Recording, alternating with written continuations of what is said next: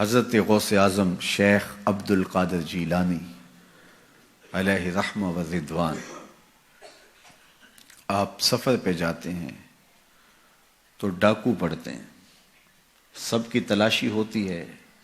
آپ چونکہ کم عمر تھے تو سرسری سی تلاشی لے کے آگے آپ کو بھیجنے لگتا ہے ڈاکو، تو ساتھ ہی پوچھتا ہے تمہارے پاس کچھ نہیں؟ کہا نہیں، میرے پاس 40 درہم ہے۔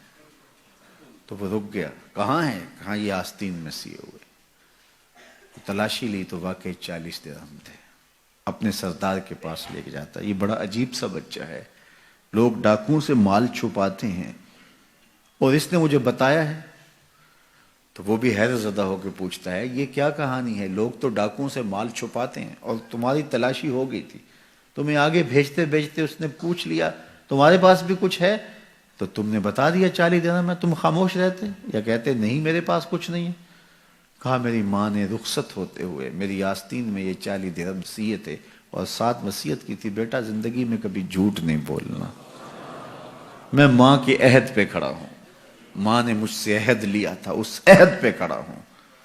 اللہ اکبر۔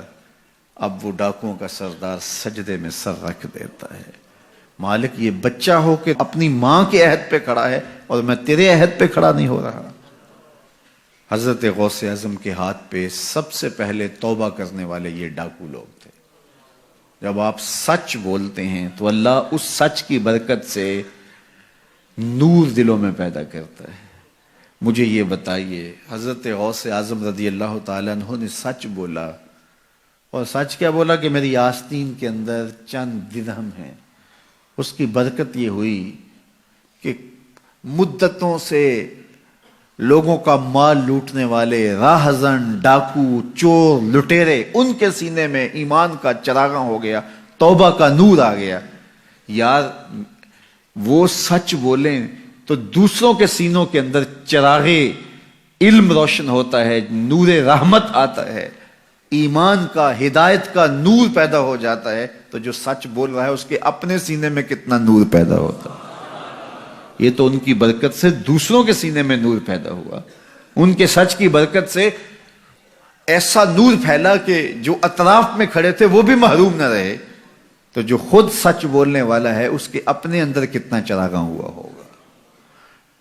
تو جب آپ سچ بولتے ہیں تو آپ کی بات دلوں میں اترتی ہے، آپ کی بات روحوں میں اثر کرتی ہے۔ آپ جانتے ہیں میرے اور آپ کے آقا و مولا لوگوں کو تبلیغ بعد میں کرنا شروع کی، صادق اور امین حضور کو پہلے لوگ کہتے تھے۔ جب لوگوں نے صادق اور امین کہہ دیا تو پھر آپ نے لوگوں سے بات کی، اور پھر جب کوہ صفا پہ چڑھ کے کہا اگر میں کہوں کہ پہاڑ کی دوسری جانب سے ایک لشکر آ رہا ہے جو تمہیں کچل دے گا تو مان لو گے؟ تو انہوں نے کیا کہا تھا؟ نظر نہ بھی آیا تو کہیں گے ہم اندھے ہیں تم سچے ہو۔ اتنا یقین ہے، اتنا یقین ہے۔ اللہ اکبر۔ تو صاحب اپنی زندگی میں سچ شامل کیجئے، اپنے شب و روز کے اندر سچ شامل کیجئے۔